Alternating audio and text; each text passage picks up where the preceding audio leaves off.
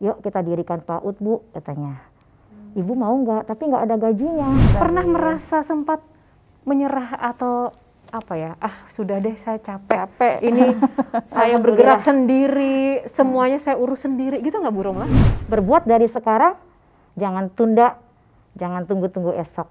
Karena belum tentu kesempatan datang 2 kali. Kita nggak tahu esok seperti apa. Ngajarin orang tua lebih gampang atau lebih susah? Iya. Ya, dibilang gampang-gampang susah juga Bu. Pasti banyak tantangannya.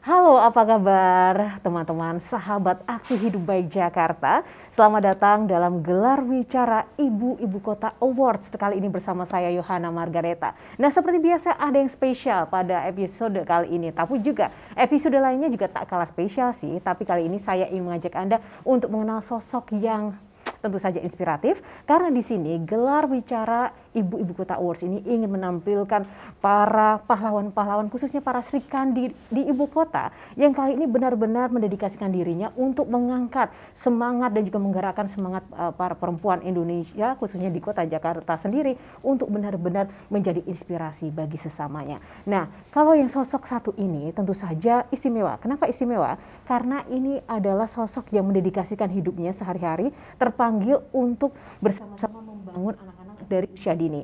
Melihat anak-anak usia dini ini belajar dengan nyaman, menikmati masa-masa bermain dengan luar biasa menyenangkan seperti anak-anak pada umumnya, ini menjadi salah satu panggilan bagi sosok ibu yang satu ini. Tapi ternyata banyak tantangan yang harus ia hadapi, selain membagi waktu dan juga meluangkan berbagai macam upaya, baik materi maupun juga kesempatan yang lain. Ini menjadi salah satu tantangan tersendiri, apalagi dalam prakteknya selama bertahun-tahun harus menghadapi tantangan-tantangan bahwa aktivitas dan kegiatannya ini harus berpindah-pindah tempat. Kali ini saya juga tak lupa ingin memperkenalkan sosok yang akan selalu hadir di setiap episode gelar wicara Ibu Kota Jakarta ini, yaitu siapakah? Beliau adalah Ibu Ferry Fahrati. Ibu, Assalamualaikum, apa kabar? Sehat Ibu Ferry? Alhamdulillah sehat. Alhamdulillah. Dan ini adalah nanti akan mendampingi saya, host luar biasa saya, dan juga narasumber saya kali ini adalah Ibu Romlah. Apa kabar? Alhamdulillah. Alhamdulillah baik. Ibu Romlah sehat ya? Sehat, nah, alhamdulillah. Ibu Romlah ini adalah tadi sosok wanita luar biasa yang sempat saya ceritakan dedikasinya untuk ibu kota Jakarta. Ibu Ferry, bagaimana ini melihat sosok Ibu Romlah yang tadi mungkin sedikit saya kasih bocoran adalah sosok wanita yang ternyata menggerakkan dan juga mengayomi anak-anak di Jakarta di sudut terkecil. Ya. Apa yang benar-benar berkesan bagi Ibu tentang sosok Ibu Romlah ini awalnya? Ya. Jadi dari sekian banyak kisah yang masuk, cerita Ibu Romlah ini menonjol karena ketekunannya, kegigihannya dalam mengupayakan pendidikan untuk anak usia dini. Berbagai tantangan dia lewati dan dia tetap konsisten untuk terus mendidik anak usia dini. Selain itu juga dia menjadi sumber informasi, menjadi sumber mencari penyelesaian masalah bagi warga di sekitar. Coba bayangin kalau orang punya masalah nggak ada tempat dituju, kemudian anak-anak pendidikannya nggak ada yang ngurusin, dan Ibu Romlah ini hadir di masyarakat untuk mengambil tanggung jawab menyelesaikan beberapa permasalahan yang ada. Luar biasa, dan kita juga patut berterima kasih kepada Ibu Ferry Fahrati selaku penggagas ibu kota, karena dengan program dan melalui channel ini ya Ibu, kita semua jadi tahu ternyata ada sosok-sosok yang selama ini tidak terlihat di media besar, tapi ternyata memiliki andil yang luar biasa. Nah, Ibu Romlah, boleh diceritakan awalnya seperti apa sih kok bisa membangun PAUD dan juga tergerak untuk mengayomi anak-anak ini? Iya, baik.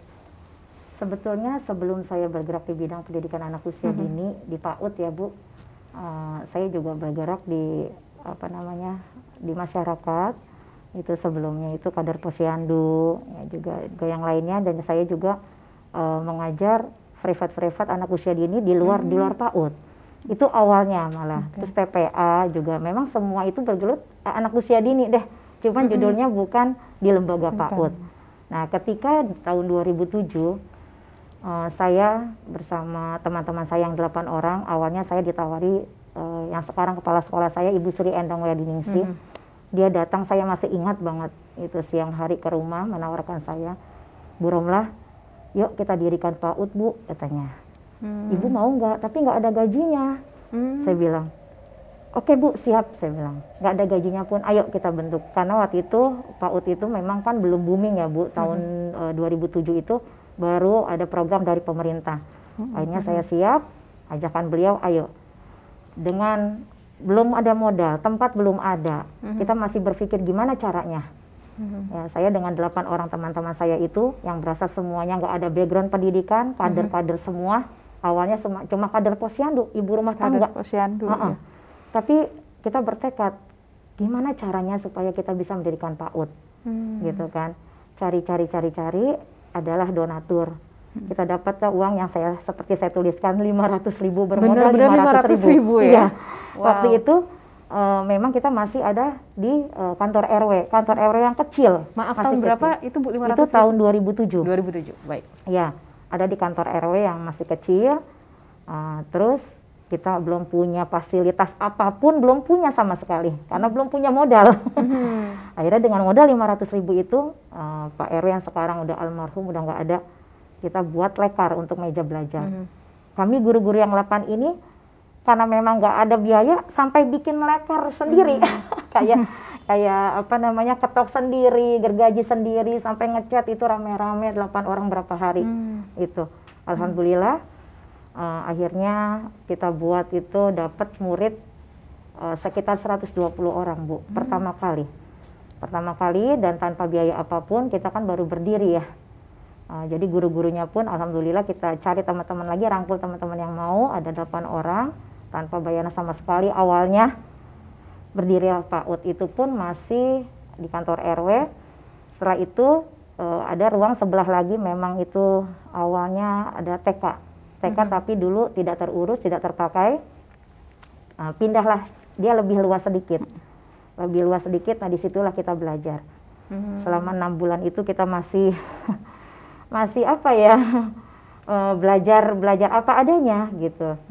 Mulai dari RPP, RPPM untuk modal guru belajar panduan mengajar anak-anak, itu kan dulu belum ada acuannya Bun.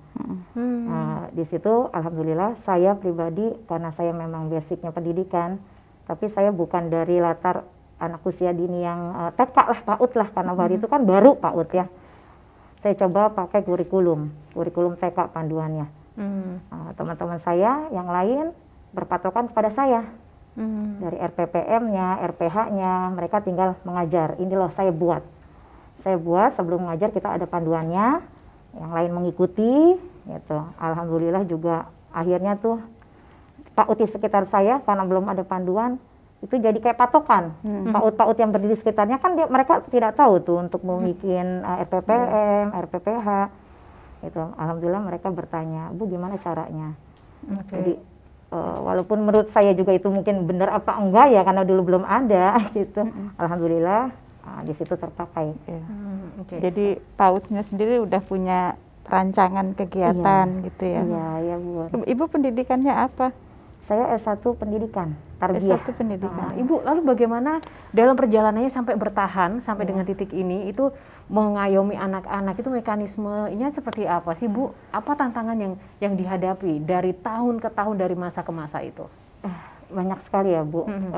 Dari awal itu, dari murid jumlahnya sekian, karena memang PAUD di wilayah kami itu belum banyak PAUD awalnya kan, 2007 itu cuma baru sekitar 2006-2000. Iya, baru PAUD saya, dan ada yang lebih dulu lagi setahun dari saya itu ada PAUD Abain.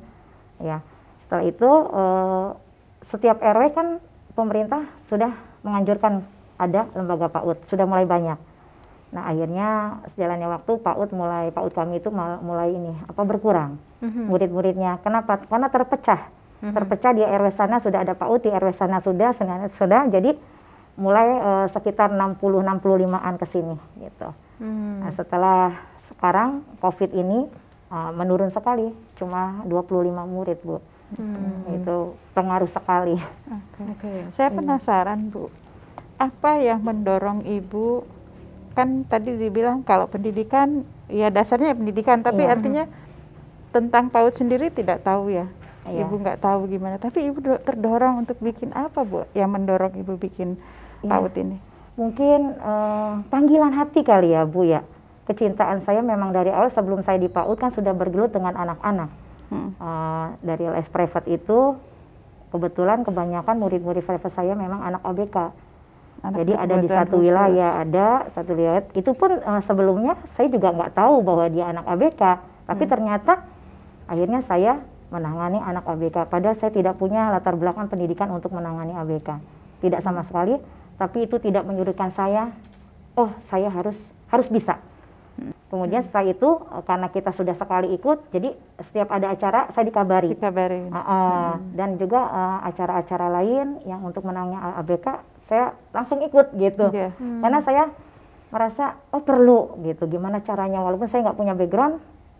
Ketika saya pertama kali ditawarin pun yang saya tulis Kak Fitri itu juga salah satu murid ABK saya sampai sekarang Bu, sampai dia lulus kuliah. Gitu. Sampai lulus kuliah. Itu saya ditawari sejalan dengan berdirinya PAUD itu tahun 2007. Kamu mau nggak ngajar anak ABK gini. Aduh bisa nggak ya saya? Tapi saya bismillah aja, saya coba. Akhirnya alhamdulillah sampai sekarang walaupun dia lulus kuliah masih sama saya Bu, masih sama belajar sama saya. Bahkan sekarang pun Kak Fitri itu ikut mengajar di PAUD. Gitu, karena dia bilang nanti kalau lulus kuliah pengen kayak Bu Yom. Saya panggilannya Bu Yom sehari-hari sama dia Bu Yom. Siapa? Bu Yom. Kalau Kak Fitri bilang Bu Yom, aku pengen kayak Bu Yom, pengen ngajar PAUD katanya. Gitu. Dia suka banget sama anak-anak dengan modal boneka yang dia pegang sehari-hari Bu untuk mendongeng. Akhirnya saya arahkan juga mamanya ikut les mendongeng juga di tempat kampung dongeng gitu. Itu boneka sehari-hari kalau ke PAUD nggak pernah ditinggal sama dia. Karena dia juga suka sama anak-anak gitu. Berkaca ke saya juga katanya pengen jadi guru PAUD gitu. Luar biasa inspirasinya Itu sejalan berdirinya PAUD saya juga ngajar dia itu sampai sekarang. Apa yang menjadi capaian atau tingkat puncak kepuasan seorang Ibu Romlah ketika menjalankan aktivitas ini? Apakah mungkin aku merasakan kebahagiaan luar biasa ketika ada anak-anakku yang mungkin sampai sekolahnya tinggi atau mendapat pekerjaan pas dia dewasa, atau apa Bu? Ya gitu. Tentunya seperti itu. Ada kepuasan tersendiri ketika saya mendidik anak-anak saya sampai berhasil. Ketika dulu mungkin dia perilakunya seperti apa, sampai akhirnya sekarang jauh berubah. Itu adalah kepuasan tersendiri bagi saya Bu. Dari awal saya tangani dia itu ya anak ABK umumnya gimana sih Bu, tidak ada konsentrasi dalam belajar sehari-hari. Saya jadi nggak tahu awalnya menangani anak ABK seperti apa, tapi karena kita sering berinteraksi sama dia, jadi kita tahu sendiri karena kita mengamati sehari-hari. Jadi kayak teman kita aja setiap hari. Itu saya sehari itu dari Senin sampai hari Jumat nangani dia. Gitu. Cara dia belajar, makan, terus kayak ibadah belum bisa itu saya ajari di situ Bu, untuk pendidikan agamanya juga. Gitu. Kalau agak mundur ke belakang ya, yang mendorong Ibu mau aktif di lingkungan sebagai kader Posyandu apa Bu? Ada yang ngajak atau Ibu ada merasa perlu untuk ikut terlibat atau gimana? Kok bisanya ikut jadi kader Posyandu itu gimana? Awalnya memang pasti ada yang ngajak ya Bu, karena memang kekurangan tenaga. Tahu sendiri kalau kader itu kan sosial, tidak ada bayarannya. Mungkin sebagian orang untuk hal-hal yang tidak ini mungkin susah berpikir gitu ya, tapi saya enggak. Itu pun yang melatar belakangi saya mendirikan PAUD itu kan Posyandu itu masih satu Posyandu awalnya Bu. Dengan jumlah balita yang sekian banyak, saya melihat di situ setelah penimbangan Posyandu kayaknya kok udah selesai pulang gitu kan. Selesai pulang, mamahnya juga pulang. Nah akhirnya kita berinisiatif untuk mendirikan PAUD, paling tidak anaknya di situ tempat PAUD ada penimbangan, bisa belajar juga, dan orang tuanya juga kita bisa ajarkan melalui BKB. BKB itu Bina Keluarga Balita. Jadi di samping anaknya kita didik, orang tuanya pun belajar. kita kasih penyuluhan. Di situ pun alhamdulillah saya termasuk kader BKB juga, Bun. Jadi kader inti, ada kader inti, ada kader bantu, dan saya termasuk kader intinya yang memberikan penyuluhan ke orang tua. Di saat penimbangan posyandu, terus di saat belajar pun anak-anaknya, orang tuanya daripada duduk-duduk ya, nggak ada, cuma duduk mungkin nggak ada yang dikerjain, duduk kerumpi, akhirnya kita kumpulkan di namanya BKB. Gitu. Itu sebulan 2 kali gitu. Luar Sampai biasa. sekarang karena pandemi ini ya belum ada kegiatan BKB. Sebelumnya kita berjalan terus kegiatan BKB. BKB ini salah satu program dari PKK yang dilakukan oleh kelompok kerja 2 ya, Pokja 2. Pokja 2. Bina Keluarga Balita. Jadi program untuk orang tuanya dan juga untuk anaknya. Iya. Kalau sekarang istilahnya yang lagi booming itu parenting, Bu. Parenting. Kalau sekarang parenting. Kalau dulu itu namanya Bina PKB. Keluarga Balita. Bagaimana caranya orang tua menjadi orang tua yang hebat untuk mendidik anaknya. Ya. Jadi bukan cuma gurunya yang mengajarkan anaknya, tapi paling tidak ada kerjasama dengan orang tua. Pernah merasa sempat menyerah atau apa ya, sudah deh saya capek. Ini saya bergerak sendiri, semuanya saya urus sendiri, gitu nggak Bu Romla? Enggak sih, Bu, alhamdulillah. Walaupun saya ibu rumah tangga, di semua kegiatan rumah tangga itu saya kerjakan sendiri. Saya kerjakan sendiri, tapi paling tidak kita harus bisa berbagi waktu. Keluarga yang utama. Saya punya moto saya gitu, kita harus berbuat tapi keluarga tidak saya abaikan. Gitu, itu Bu, ada kepuasan tersendiri. Jadi di rumah kita keluarga tidak terabaikan, ya, lingkungan kita semua, kerjaan kita juga kita bisa rangkul, bisa kita kerjakan dengan hati yang senang. Kerjakan sesuatu itu dengan ikhlas. Berbuat dari sekarang, jangan tunda, jangan tunggu-tunggu esok. Karena belum tentu kesempatan datang 2 kali. Kita nggak tahu esok seperti apa. Kalau saya moto saya seperti itu, Bu. Iya. Selagi kita bisa, saya punya tenaga. Saya nggak punya harta karena saya memang bukan latar belakang orang yang ada, tapi saya paling tidak punya tenaga, punya pikiran, itulah yang akan saya buat untuk keluarga saya. Tapi saya yang mau penasaran, pengen tanya adalah, ketika Ibu menjalankan seluruh aktivitasnya tadi, ada mungkin komplain dari keluarga putra-putrinya karena kok Ibu lebih sering di luar, atau terus aku kok kayak ditinggalkan, ada pernah kayak gitu nggak sih, Bu? Alhamdulillah. Gimana enggak, tipsnya? Bu. Suami saya juga termasuk warga masyarakat yang memang aktivis lingkungan lah dari dulu. Jadi justru dia selalu mensupport saya. Anak-anak saya juga seperti itu. Putranya berapa, Ibu? Putra saya 2, Bu. Yang pertama baru menikah, itu perawat di RSUD Jati Padang. Yang kedua itu putra baru mau lulus SMK ini. Ini kan udah masa COVID dan juga pandemi. Apa perubahan atau perbedaan yang paling terasa dalam Ibu Romla ini memanage PAUD-nya atau kegiatannya? Kan sekarang serba virtual, apakah anak-anak juga bisa masuk ke era serba virtual ini? Nah itu, Bu. Awalnya pertama kali ajaran baru kemarin sempat tatap muka aja. Kita sempat perkenalan tapi tetap dengan protokol kesehatan. Setelah itu kita nggak bisa kan untuk tatap muka, kegiatan tatap muka. Tapi awalnya kami seminggu 2 kali itu orang tua datang ke sekolah untuk mengambil tugas. Jadi kita dari sekolah memberi tugas dia, tapi tidak dikerjakan di sekolah. Jadi kita nggak ada tatap muka, hanya untuk mengambil lembar kerja kegiatan. Selebihnya kita ada WA group, karena untuk online anak PAUD kan nggak bisa ya, Bu. Terkendala satu, mungkin orang tua HP cuma 1. Kalau dia punya kakak pasti kan dipakai untuk kakaknya, PJJ gitu. Jadi kita melalui WA aja, Bu.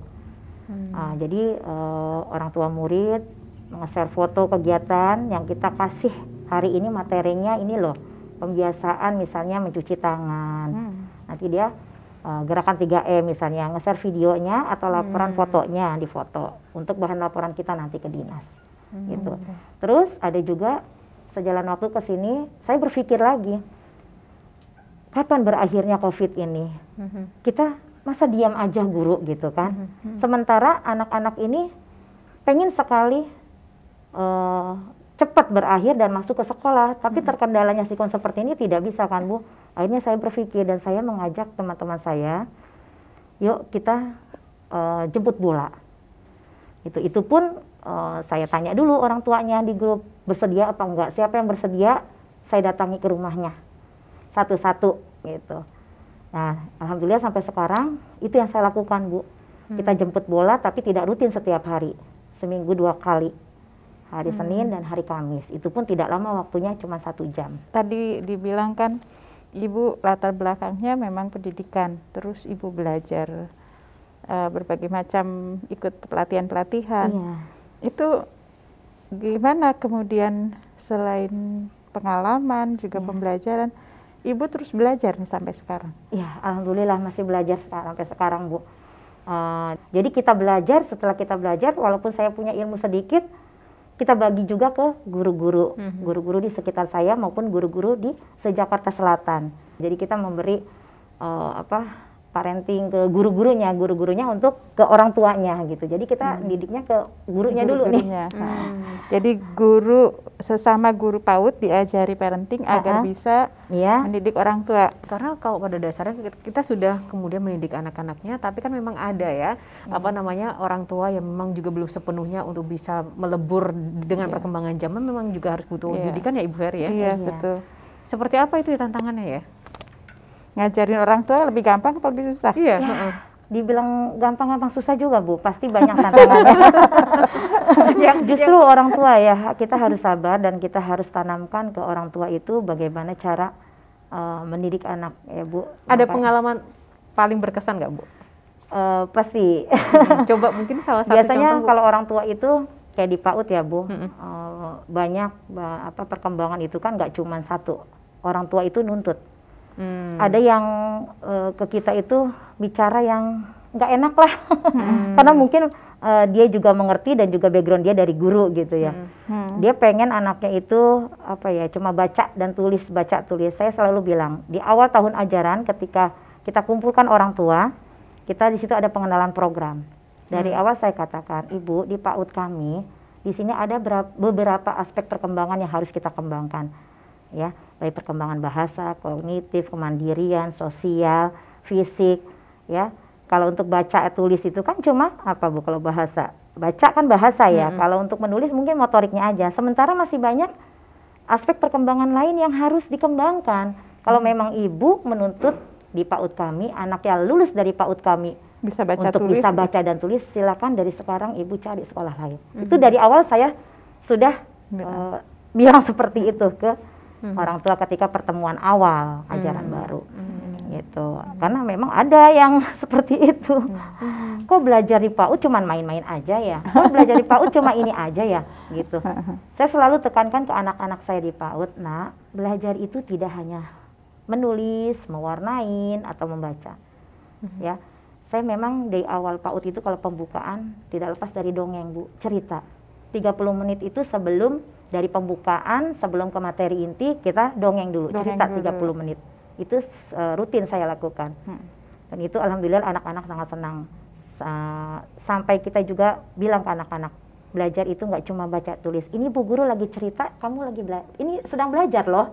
Kamu bermain balok atau bermain yang lain, itu kamu sedang belajar. Gitu. Kadang anak kan nggak ngerti ya Bu, ya main. Padahal dalam bermain itu ada belajar di situ, belajar sambil bermain, bermain sambil belajar. Gitu. Aduh, menarik ya. Walaupun memang belum jadi ibu, tapi Ibu Romlah ini juga tempat mencari solusi loh tetangga-tetangga ya. Oh gitu ya? Iya. Oh iya ya Bu ya. Kebetulan saya juga kader PIK keluarga ya Bu. PIK itu Pusat Informasi Keluarga, salah satu program PKK juga. Dan konsultasi. PKK ini banyak sekali programnya, rupanya aktif juga di PKK. Iya. Tapi karena saya juga aktif di Majelis Taklim, di lingkungan RT itu ada arisan-arisan. Di situ kadang ada ibu-ibu yang memang datang ke saya, Bu, saya mau ngobrol dong sebentar gitu. Oh ya nanti ya selesai ini. Nah setelah selesai kita ngobrol berdua. Atau ada juga yang memang rumah. Ibu, siapa saja sih anak-anak yang boleh begitu ikut PAUD Bu Romlah seperti itu? Kriterianya seperti apa sih Bu? Kalau saya di PAUD saya tidak ada kriteria. Mau kebanyakan malah dari warga yang katakanlah menengah ya Bu, menengah ke bawah di PAUD kami. Mau di anak normal, mau anak ABK, itu setiap tahunnya pasti ada anak ABK di PAUD saya juga. Seperti yang Kak Fitri ini. Gitu. Kebetulan saya juga punya adik ABK sampai sekarang Bu. Gitu. Jadi saya ya punya pengalaman tersendiri, dan itu juga buat motivasi bagi saya. Gimana saya bisa membantu orang lain, karena latar belakang keluarga saya pun ada anak ABK. Itu paling tidak ya keluarga kita semua sehat aja, kita bisa berbuat untuk orang lain. Nah, gimana Ibu Ferry melihat begitu luar biasa? Kalau dari tadi saya melihatnya itu benar-benar lebih ke spirit ya. Apapun yang mungkin menjadi tantangan, apapun yang menjadi latar belakang, semuanya itu benar-benar dimulai dari adanya panggilan dan spirit. Ketika memang sudah ada passion di situ, semuanya jadi kayak berkembang, jadi solusi, jadi konsultan, apapun pintu kebaikan terbuka ya Ibu Ferry ya? Iya, makanya awalnya dari aktif di kegiatan PKK di Posyandu, lalu ke PAUD, dan semua dikerjakan sepenuh hati. Kebayang nggak sih kalau tidak ada satupun ibu yang mau mengambil tanggung jawab dalam situasi itu, kacau, ya kan? Jadi apa yang ibu kerjakan itu cuma satu titik di Jakarta, satu titik, tapi dampaknya bisa seluruh Jakarta. Alhamdulillah. Kalau saya selalu bilang, seperti aku puntur tuh tusuknya di sini, dampaknya sebadan. Jadi kebaikan tuh juga bisa jadi seperti aku puntur ya. Iya, dari apa yang sudah dikerjakan, apa yang paling membahagiakan Bu Romlah? Apa ya? Rasanya semuanya apa yang saya lakukan bahagia-bahagia aja Bu, ketika apa yang kita lakukan ditiru oleh orang lain, diikuti orang lain, dan berhasil, itu adalah suatu kepuasan tersendiri buat saya. Itu aja. Oke, jadi itu yang jadi bensinnya ya, bensin untuk terus bergerak. Iya. Kalau tadi yang membahagiakan, apa impian di masa yang akan datang yang mungkin belum terwujud dan ingin diwujudkan oleh Ibu? Impian apa ya? Kalau saya impian sekarang cita-cita deh ya Bu. Saya pengen itu, saya belum pergi haji. Suatu saat dengan saya berbuat baik kepada orang lain gitu, saya mengajarkan agama, mengajarkan ya yang ilmu yang saya punya sedikit walaupun sedikit, saya yang belum kesampaian itu pergi haji ke tanah suci, itu yang saya pengen sampai sekarang impiannya. Saya selalu bilang sama anak saya yang pertama, anak saya gini, nanti Mas suatu saat aku ada rezeki, Mama akan berangkat. Insya Allah. Saya sampai sedih. Itu aja Bu. Insya Allah doa-doa saya didengar oleh Allah. Iya, insya Allah. Dan haji itu nggak bisa dihitung pakai logika. Iya. Nggak bisa dihitung pakai jumlah materi. Yang kita nggak nyangka-nyangka aja bisa langsung berangkat. Jadi insya Allah nanti doanya dikabul. Amin. Bisa kita berangkat haji. Insya Allah. Terima kasih banyak Bu. Semangat. Iya. Tabungannya bukan uang loh, tabungannya kebaikan loh. Amin. Nah Ibu Ferry, lalu dengan kisah inspiratif dan juga apa yang sudah dibagikan oleh Ibu Romlah ini, apresiasi apa sih yang mungkin Ibu ingin berikan kepada beliau? Tentunya saya ingin mengucapkan banyak-banyak terima kasih dan apresiasi setinggi-tingginya karena Ibu mau mengambil tanggung jawab untuk mengatasi masalah di lingkungan Ibu. Ya, terima kasih Bu. Fokus Ibu di PAUD dan Ibu jalankan dengan sebaik-baiknya. Ilmu yang ada dimanfaatkan dengan sepenuhnya. Bahkan tidak berhenti di situ. Ibu Romlah adalah pembelajar. Dia cari tahu. Ketika dia menghadapi siswa anak berkebutuhan khusus, dia belajar tentang ABK. Ketika ada masalah lain, dia belajar lagi. Jadi sungguh sebuah sosok yang patut menjadi inspirasi. Pembelajar, gigih, mau ambil tanggung jawab, dan insya Allah seperti yang tadi Ibu bilang, sebuah kebaikan akan berbalas kebaikan. Amin. Mudah-mudahan Ibu tetap sehat, bisa terus dikasih kesabaran dan bimbingan dari Allah untuk terus bergiat di lingkungannya, dan banyak yang meniru insya Allah. Amin. Insya Allah. Khususnya juga saya pribadi Ibu terima kasih ya, ini inspirasi buat saya. Apa yang tadi disampaikan Ibu Ferry ini tadi juga saya merinding-merinding ketika Ibu Ferry menyampaikan apresiasinya kepada Ibu. Karena di sini saya melihat dua sosok wanita gitu kan.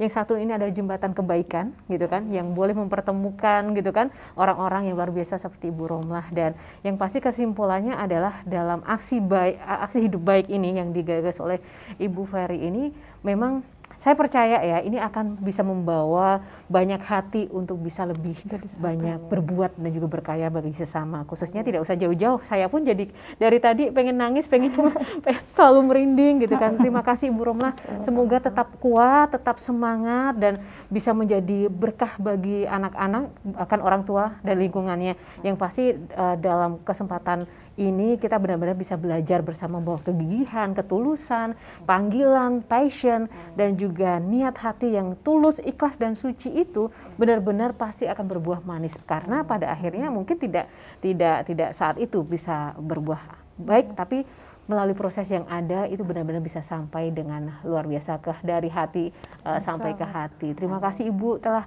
berkenan untuk berbagi inspirasi khususnya kepada kita kali ini.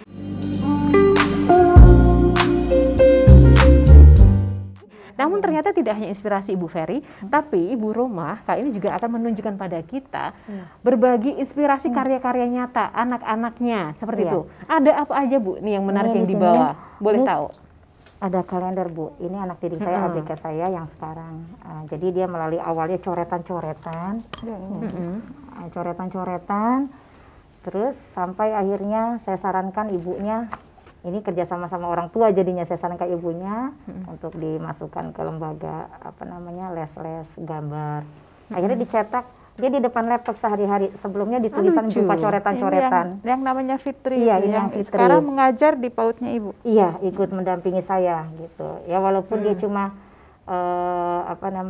membantu anak-anak gitu ketika misalnya istirahat makan atau apa gitu. Tapi kalau untuk belajar, untuk memberi materi tidak, tapi untuk mendongeng ya tadi saya bilang berbekal boneka atau buku itu. Walaupun memang berceritanya tidak seperti guru-guru umumnya lah, tapi paling tidak itu udah bagus sekali menurut saya. Iya, ini coba kita lihat ini ya teman-teman Aksi Hidup Baik. Ini lucu loh, ini muknya, ini gambarnya macan. Ini didesain oleh Fitri ya? Iya. Fitri. Coba Bu, kalau misalnya yang Ibu pegang, ini ada tumbler. Nah Ibu Ferry itu gambarnya burung hantu ya? Burung hantu. Owl ya? Ini kalender. Ini kalender juga awalnya ada fotonya dia di belakang. Coba. Ini kita setiap kasih tahun lihat. sama mamanya dibikin apresiasi ke kalender. Oke. Mungkin kita bisa kasih tunjukkan ya teman-teman. Ini namanya Giani Talita Syafitri, si Fitri. Nih, coba kita lihat.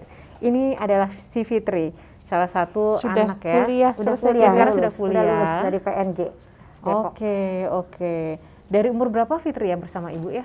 Tadi. Pokoknya lulus SD. Lulus SD sama saya dari 2007. Oke. Wah, ini juga lucu loh ini. Ya kan? Gambar-gambarnya. Gambar-gambar. Iya. Lalu ini yang membuat ini idenya siapa nih untuk Ibunya. hasil karya Fitri kemudian dibuat merchandise ini ya. Jadi mamanya yang berpikir kreatif. Nih kira-kira ya gambarnya ini gimana gini ya supaya berkarya gitu hasilnya. Ide mamanya juga. Jadi waktu Fitri diajarin itu dari nol, dari nol sama saya. Sampai sekarang mulai mengenal jam, menulis sampai pelajaran agama, praktek sholat. Saya di depan, dia ikutin. Pokoknya saya nggak cuma pelajaran umum. Anak ABK itu kan Bu ya butuh kesabaran ya, yang penting kita arahkan untuk supaya dia mandiri ke depannya gitu. Alhamdulillah sekarang udah lebih mandiri. Selain mungkin karya-karya merchandise gitu, apalagi Bu yang didorong untuk bisa dihasilkan oleh anak-anak gitu? Iya. Kalau ini anak-anak PAUD Bu, sama dia kategori seperti itu juga. Belajar menempel sama ini menjahit tapi motorik halus ya. Kalau ini kita di PAUD bilangnya belajar menjahit, tapi tidak jahit seperti kita pakai jarum, ya dia masukkan gitu. Tapi dia udah alhamdulillah bisa. Ibu Romlah, berapa lama waktu yang dibutuhkan untuk kemudian bisa benar-benar menaklukkan anak-anak dengan karakter khusus, Bu? Kalau untuk menaklukkan waktu itu tidak bisa kita katakan berapa waktu lamanya ya Bu ya. Itu butuh proses, karena semua pembelajaran itu butuh proses, tidak ada yang instan. Ya apalagi untuk menanamkan karakter ke anak ya, walaupun untuk karakter anak usia dini yang normal maupun yang tidak normal itu butuh proses, jadi tidak instan. Pelan-pelan Bu. Insya Allah. Pelan-pelan ya. Kalau kita dengan sabar akan berhasil. Oke. Tapi sedikit saja, apakah ada mungkin target timeline gitu. Oh, untuk kemudian memantau perkembangan anak itu gitu kan. Misalnya dalam kurun waktu beberapa waktu tertentu, oh ini harus benar-benar ada targetnya Ya, gitu. tapi paling tidak kita harus punya target, Bu. Misalnya berapa bulan ya, setidaknya anak ini harus ada perubahan. Misalnya awalnya dia takut untuk menaiki ketinggian, oh paling tidak besok sudah berani gitu. Kita harus punya juga. Oke. Karena itu sebagai acuan kita. Gitu. Oke. Dan untuk orang tua pun sebenarnya harus, Bu, harus punya catatan ketika si anak ini mana yang dia belum bisa. Itu buat acuan juga, dan itu untuk melatih dia pembiasaan-pembiasaan yang di rumah. Gitu. Oke, baik. Semangat dan sukses selalu ya Ibu Romlah. Semangat Luar biasa harus. sekali. Oke. Ibu Ferry, ada yang ingin disampaikan ini untuk closing statement acara kita?